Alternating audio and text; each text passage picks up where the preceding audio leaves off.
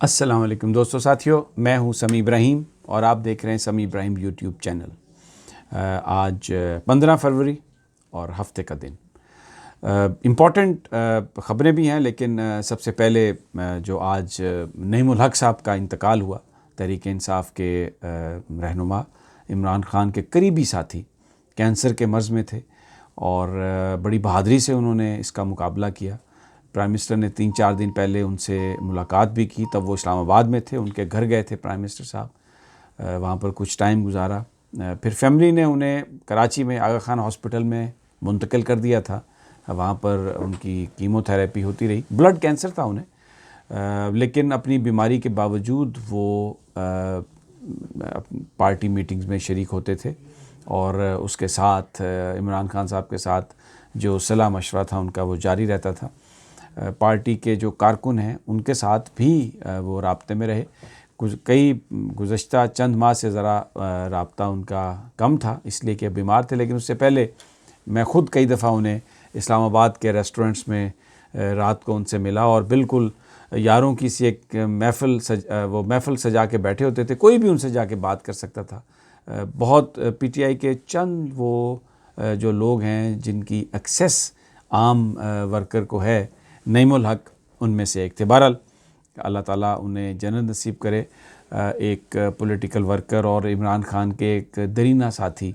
जब इमरान खान ने तहरीक इंसाफ शुरू की तब से उनके साथ, लेकिन दोस्ती जो थी इमरान खान की, ख़ुद मेरे साथ ज़िक्र किया था इमरान खान ने एक दफ़ा कि नईमुल हक साहब उनके, जब वो क्रिकेट खेलते थे तब ये नईमुल हक साहब एक बैंकर थे, तब से वो इमरान खान साहब के दोस्त हैं। तो एक बहुत ही उनका एतमाद का रिश्ता था। तो यकीनन आज इमरान खान साहब बहुत ही उदास होंगे, बड़े गमज़दा होंगे, क्योंकि वो उनके जो चंद लोग जो शुरू से उनके साथी थे उनमें से एक हैं।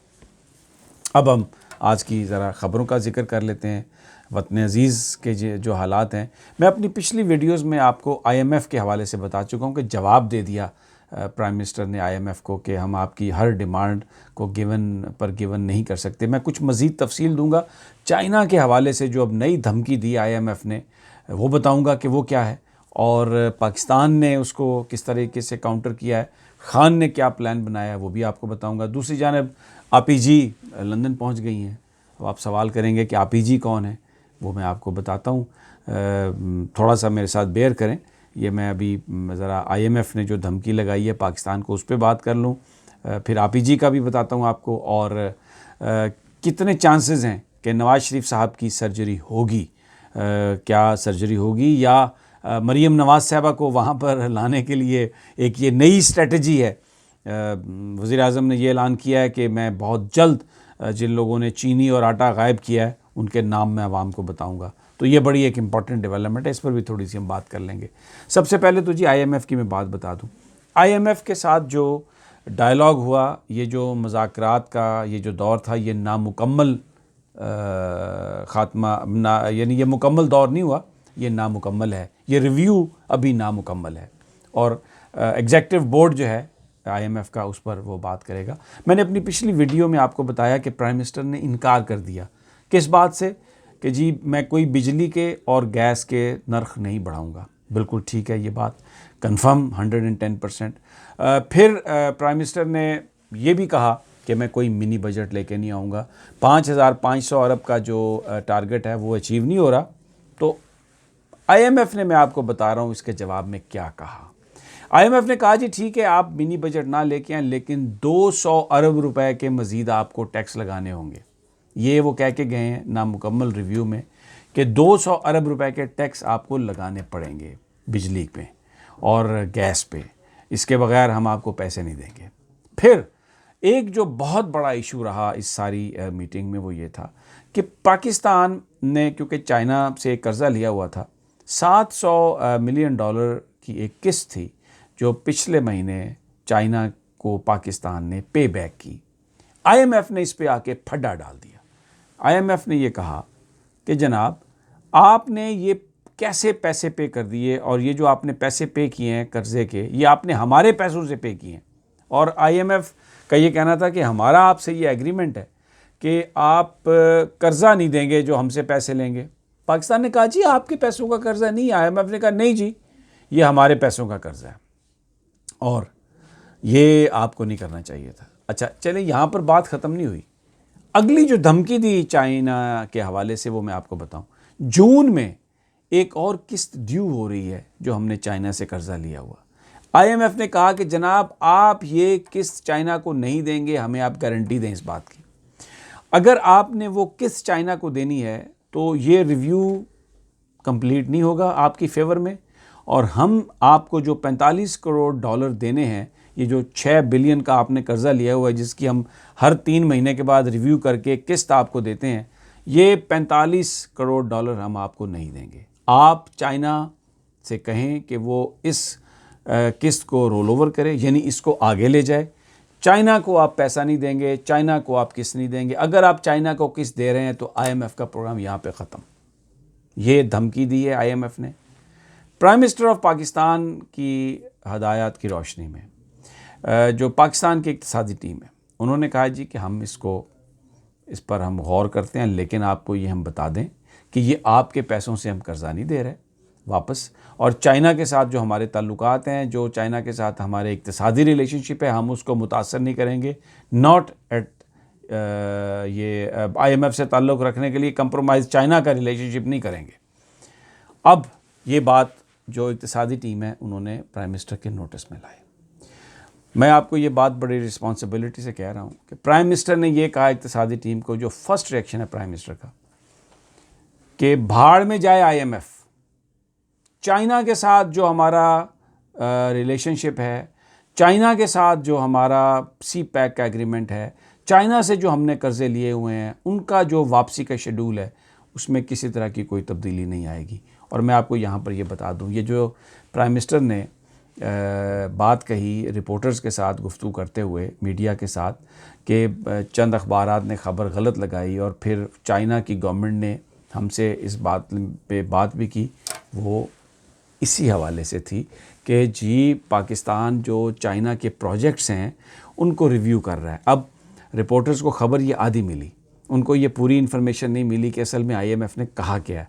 उन्होंने कहा जी वो पाकिस्तान जो चाइना के प्रोजेक्ट हैं उनको रिव्यू कर रहा है। हालांकि वो आईएमएफ का जो प्रेशर था, आईएमएफ ने ये लीक करवाई खबर कि जी चाइना के जो कर्ज़े हैं वो वापस नहीं होंगे। वो जो प्रो आईएमएफ लॉबी है, प्रो वेस्टर्न लॉबी मीडिया की, उन्होंने ये खबर छापी कि जी पाकिस्तान चाइना के प्रोजेक्ट्स को रिव्यू कर रहा है, जिस पर चाइना ने उन्होंने पाकिस्तान एम्बेसी से वजाहत तलब की। और प्राइम मिनिस्टर ने कहा कि ये कौन सा मीडिया है जो पाकिस्तान को नुकसान पहुंचा रहा है। तो जनाब वो खबर ये थी कि जी आप कर्जा ना दें चाइना को। जून में जो उनकी किस्त है, प्राइम मिनिस्टर ने इनकार कर दिया साफ। उन्होंने कहा जनाब वो कोई ज़रूरत नहीं है हमें इस पर, अगर आईएमएफ पैसे नहीं देता तो मत दे। और इस बात का दोस्तों मैं आपको बता दूं, एक इम्कान अब पैदा हो गया कि ये जो 45 करोड़ डॉलर की किस्त है, अगले चंद दिनों में, हफ्तों में आप ये सुने ये बात कि आईएमएफ का जो प्रोग्राम है पाकिस्तान का वो किसी तातुल का शिकार हो गया।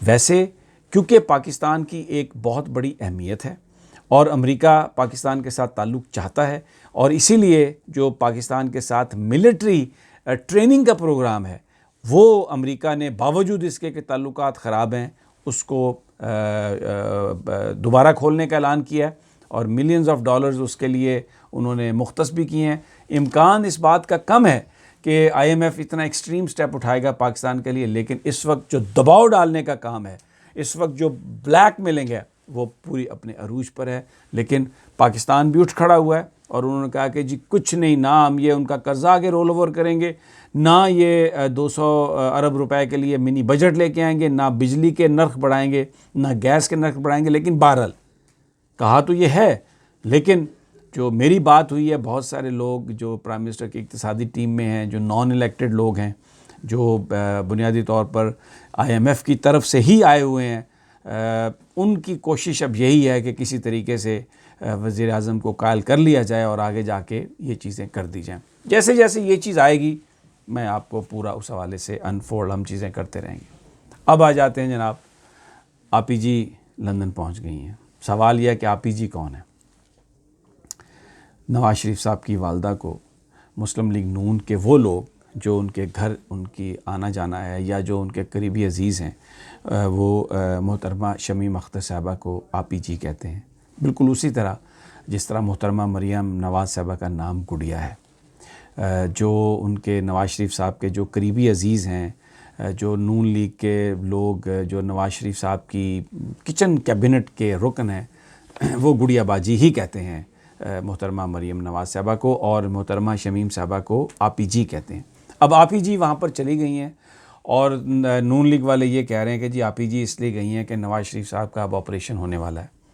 कुछ लोगों का ख्याल है कि ये सारी इन्फॉर्मेशन जो है और आपी जी का बिल्कुल इस वक्त वहाँ पे जाना, वो बुनियादी तौर पर इस सिलसिले की कड़ियाँ हैं कि अदालत में 18 फरवरी को नवाज़ शरीफ मरियम साहबा की लगी हुई है ECL के ख़िलाफ़ और बाहर जाने की इजाज़त लेने के लिए तारीख़, और जस्टिस बाकर नजफ़ी साहब की सरबराही में बेंच जो है उसने इसकी समाअत करनी है।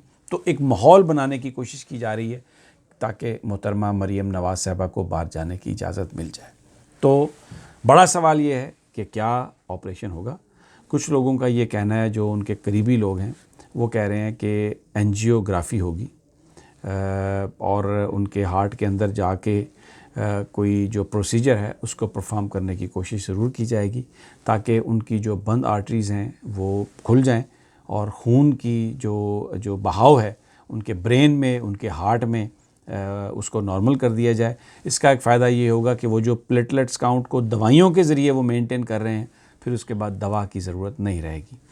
और दूसरा जो बड़ा अहम चैलेंज है इस एंजियोग्राफी और मुमकिना एंजियोप्लास्टी के बाद, इस बात का भी इम्कान है कि फिर उनके एक लिम्फ नोड जिसका साइज़ ज़्यादा हो गया, उसकी बायोप्सी के लिए भी वो जो छोटा सा प्रोसीजर है वो ज़रूर किया जा सकेगा।